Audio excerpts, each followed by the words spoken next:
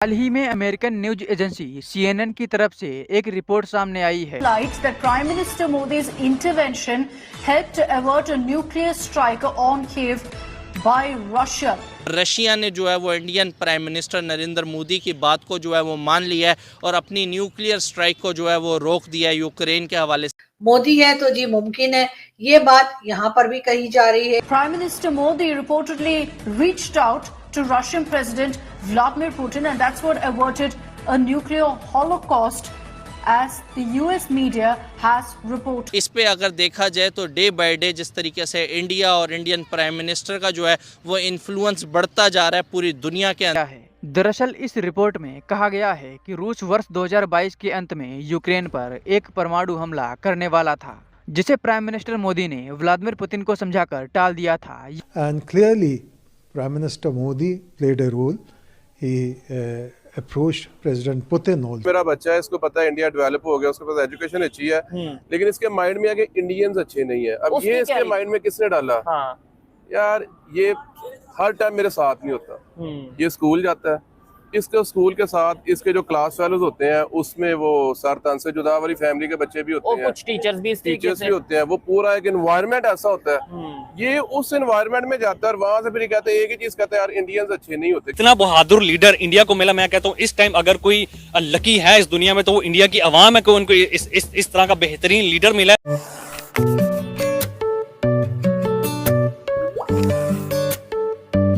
नमस्ते जय हिंद दोस्तों। CNN जो USA बेस्ड न्यूज़ आउटलेट है, जो दुनिया के सबसे बड़ी न्यूज़ एजेंसियों में से एक है। CNN जो प्रधानमंत्री मोदी के बारे में अक्सर नेगेटिव बातें ही पब्लिश करता है, अब CNN ने एक रिपोर्ट जारी किया है जिसमें प्रधानमंत्री मोदी के बारे में कहा है कि ये मोदी खुद के दम पर इस दुनिया को न्यूक्लियर वार से बचा लिया। रिपोर्ट के अनुसार यूक्रेन रशिया युद्ध के वजह से अमेरिका और नाटो ने मिलकर रशिया के ऊपर दुनिया भर का सैंक्शंस लगा देने के वजह से रशिया एक समय यूक्रेन के ऊपर न्यूक्लियर वेपन इस्तेमाल करने का मन बना चुका था, लेकिन प्रधानमंत्री मोदी के वजह से रशिया के प्रेसिडेंट व्लादिमीर पुतिन अपना प्लान कैंसिल किया था। आज जियोपॉलिटिकल ऑर्डर में भारत की इम्पोर्टेंस इतनी है कि भारत की बातें अब दुनिया ध्यान से सुनती ही नहीं, उसे मानती भी है। पहले भारत अमेरिका से कहता था अमेरिका हमें बचा लो, ब्रिटेन हमें बचा लो, रूस हमें मदद दो, लेकिन आज की तारीख में दुनिया भारत से मदद की गुहार लगाता है। और इस रिपोर्ट में साफ साफ मेंशन किया गया है कि अमेरिका ने PM मोदी से कहा था, PM मोदी जी प्लीज़ आप रूस से बात करके न्यूक्लियर वेपन इस्तेमाल करने से रोकिए। PM मोदी ने कहा और रूस को भी मानना पड़ा।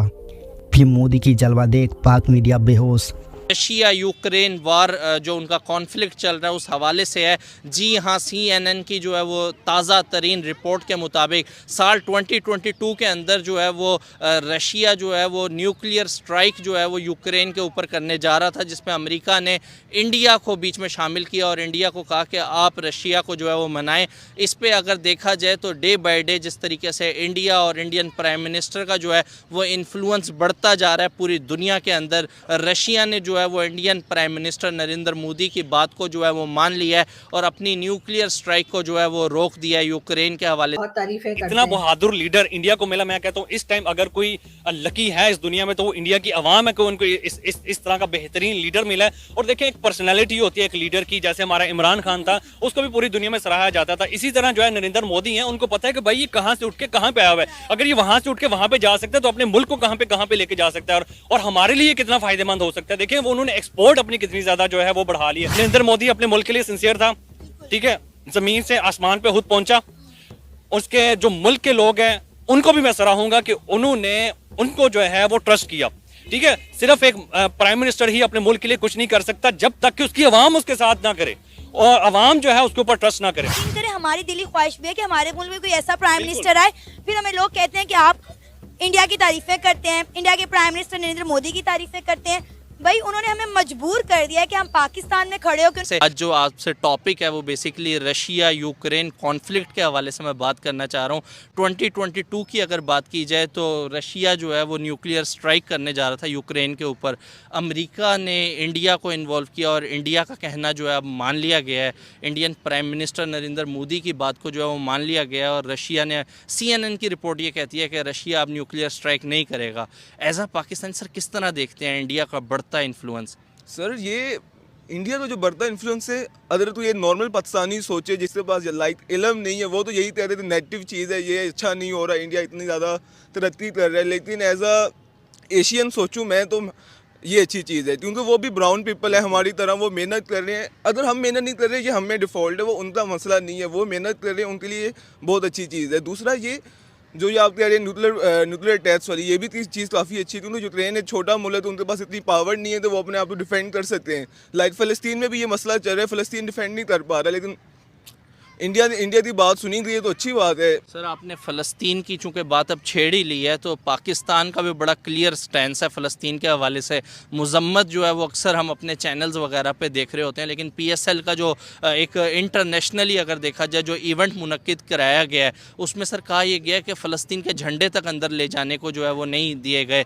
अगर हम पाकिस्तानी प्राइम मिनिस्टर की बात करें, उनकी स्पीच के अंदर फ़लस्तीन के लिए सर एक लाइन भी जो है वो ऐड नहीं की गई। सर क्या वाकई हम उस तरह आज़ाद हैं कि हम इन्वॉल्व ही नहीं होते इस तरह के मैटर्स के अंदर? लेकिन अगर हम अपने साथ की कंट्री की बात करें सर, अमेरिका जैसा सुपर पावर उनको जो है वो इन्वॉल्व करता है और वो मनवा भी लेते हैं अपनी बात।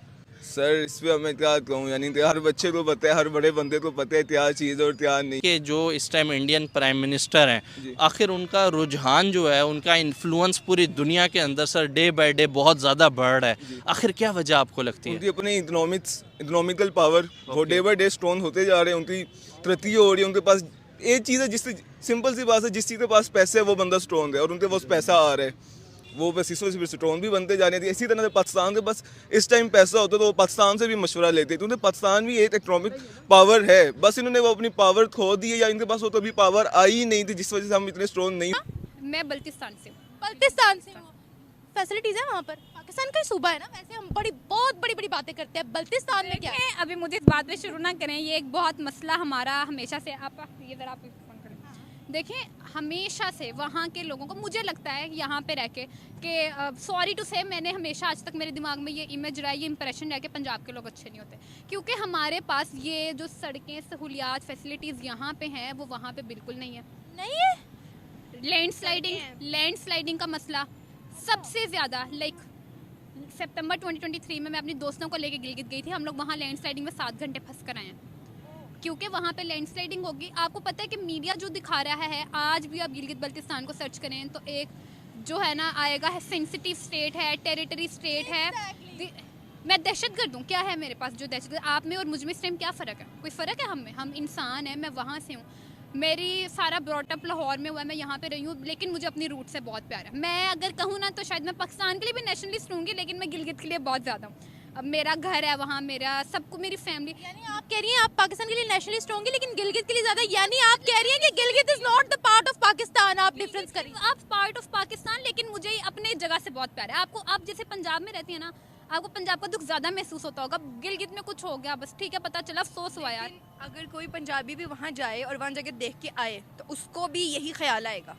लाइट है वहाँ, लाइट हम लोग अपनी जनरेट करें वहाँ पे। फॉर एग्जांपल नॉर्मल गांव है, वहाँ पे हम लोग अपना, कुछ देर में गिलगित बल्तिस्तान चाइना तक कम्पीट कर लेगा।